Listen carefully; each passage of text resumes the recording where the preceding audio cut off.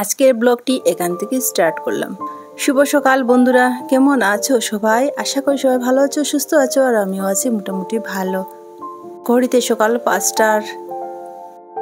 এর আগে আমি সকালের কিছু বাসি কাজ সেরে রান্না করে এসেছি, আর রান্না করে এসেই তো আমার চোখ কপালে উঠে গেছে। আগের দিন রাত্রেবেলা আমার বড়মশাই দোকান থেকে এসে কিছু ছোলা ভিজিয়েছে, আর ও ভাবতে পারিনি যে ছোলাগুলো কতটুকু ভিজালে কতটুকু হবে।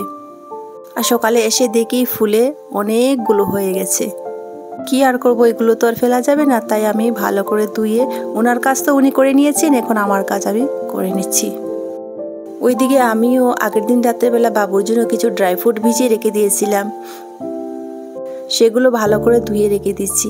এত সকাল তো বাবু উঠবে না ঘুম থেকে, তাই যখন উঠবে তখন খেয়ে নেবে। আর এর সাথে কিছু কাঁচা ছোলা দিয়ে দেব। আমার তো 5টার আগে ঘুম থেকে উঠতে হয়, কারণ বড়মশাই 6টার সময় দোকান খুলে, তার আগে আমার বাসি কাজে সেরে ওনাকে চা দিতে হয়। ওইদিকে ড্রাই ফ্রুটগুলো আমি ধুয়ে নেওয়ার পর ভালো করে ঢেকে ঢুকে রেখে দিচ্ছি, যাতে বাবু উঠে অনায়াসে খেয়ে নিতে পারে। তারপর ছোলাগুলো আমি কুকারে দিয়ে 2-4টা সিটি দিয়ে রেখে দেব। ছোলাগুলো যদি সিদ্ধ হয়ে যায় তাহলে আর কোনো নষ্ট হবে না, আর যা ইচ্ছা তাই আমি বানাতে পারবো। যদি সেগুলো এমনি রেখে দিই তাহলে অঙ্কুর বেরিয়ে সবগুলো নষ্ট হয়ে যাবে। ওইদিকে আমার ছোলাগুলো সেদ্ধ হয়ে গেছে, এখন আমি ঝুড়িতে ঢেলে রেখে দিচ্ছি। আমি যে শুধু ছোলাগুলো সেদ্ধ দিয়েছি তা নয়, অপর পাশে কিন্তু আমি চাও বসিয়েছিলাম আমাদের জন্যে, কারণ বড়মশাই তো চা খাওয়ার সময় হয়ে গেছে। আর আমি থাকতে যদি উনি সময় মতো চা না খেয়ে চলে যান তাহলে কি ভালো লাগে বলো? আমি কিন্তু শুধু চা করিনি, চার সাথে আর অন্য কিছু করেছি, সেটা তো আর শেয়ার করলাম না তোমাদের সাথে।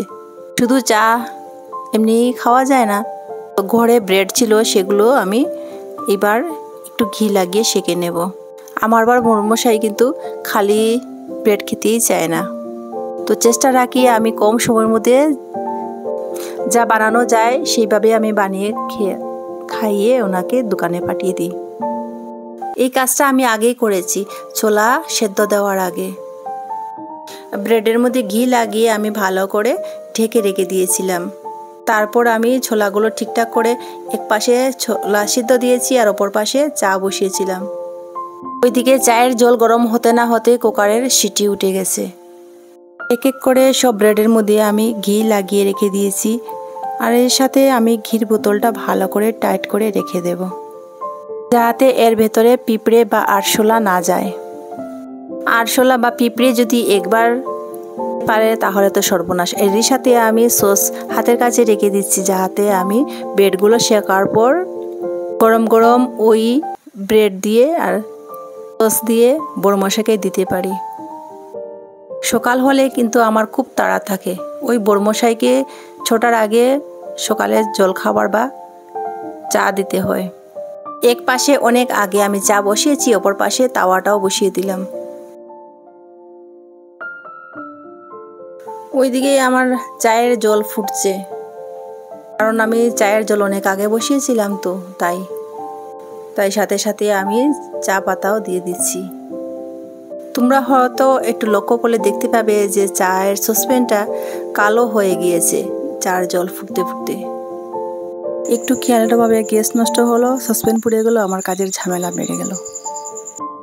ওইদিকে তাওয়াটাও গরম হয়ে গেছে, আর আমি আগের থেকে ঘি লাগিয়ে রাখা ব্রেডগুলো হাতের কাছে নিয়ে আসছি। তাওয়াটা গরম হয়ে গেছে, সবগুলো আমি এক এক করে দিয়ে দেব।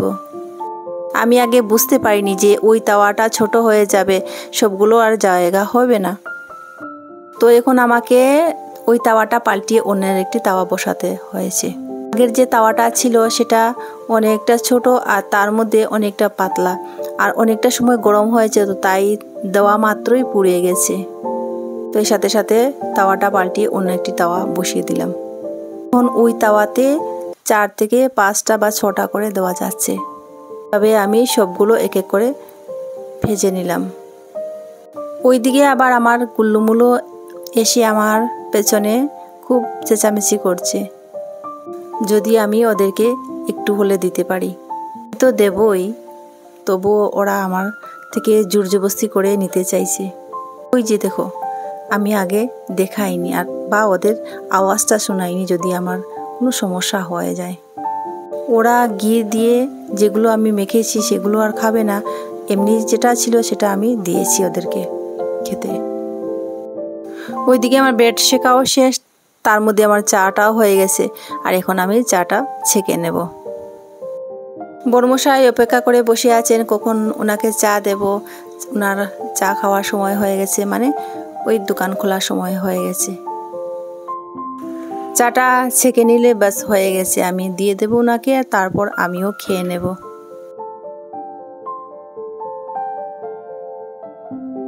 বড়মশাইকে চা দেওয়ার পর এই যে আমার চা আর ব্রেড রেডি। ওইভাবে খেতে কিন্তু ভালোই লাগে, তবে আমি মাঝে মধ্যে ঘি খাই, নইলে ওই থাইরয়েডের জন্য খুব একটা খেতে চাই না। কখনো একটু ইচ্ছে করে, কিন্তু ওই অসুস্থতার জন্য খেতে পারি না। চাটা খাওয়ার পর আমি লেগে পড়লাম আমার সংসারের কাজে। তার মধ্যে একটা মস্ত বড় একটা ঘটনা হয়ে গেছে। আজ কি হলো আমার সাথে জানো? তোমরা যারা আমার রেগুলার ভিডিও দেখো তারা তো জানো যে আমার ঘরে বাসন ধোয়ার কোনো সিস্টেম নাই, তাই আমি বাসনগুলো বাইরে ধুতে যাই।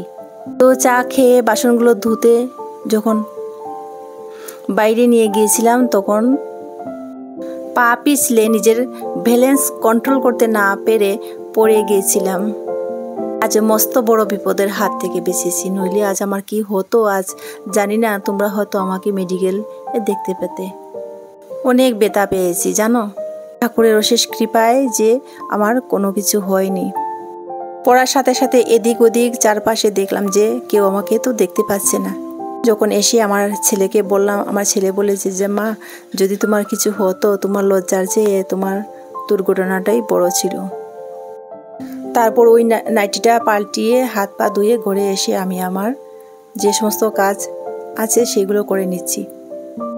তো ছেলে বলছে মা, আজ তোমার কোনো কাজ বাজ করতে হবে না, তুমি বসে থাকো, আমি করে নেব।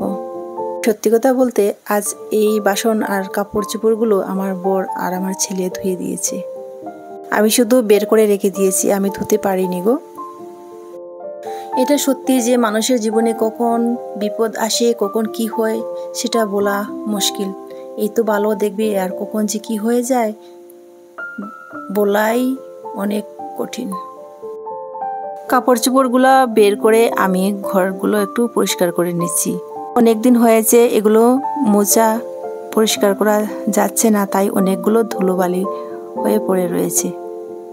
এইবার আমি সবগুলো ধুয়ে মুছে পরিষ্কার করে একটু সাজিয়ে গুজিয়ে নিলাম। পরিষ্কার হওয়ার পর আগের থেকে অনেকটা সুন্দর লাগছে বা ভাল লাগছে।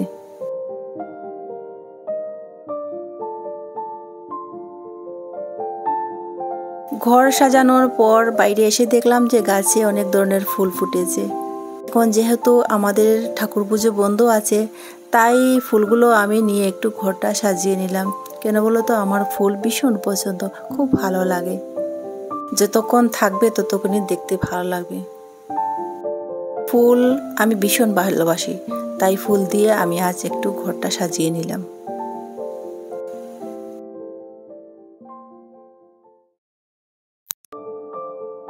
আমার রান্নাঘরে তো চালগুলো এবার ভালো করে ধুয়ে নিচ্ছি।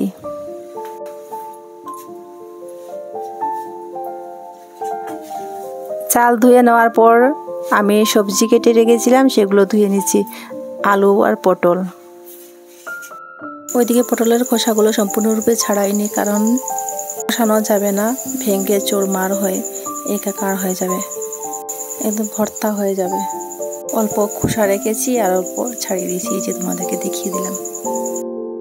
ওইদিকে আমি মশলাপাতিগুলো একটু গুঁড়ো করে নিচ্ছি। গোটা গরম মশলা, গোটা জিরে, গোটা লঙ্কা, এলাচ, আর সাথে আছে কাজু, এর সাথে আছে আদা।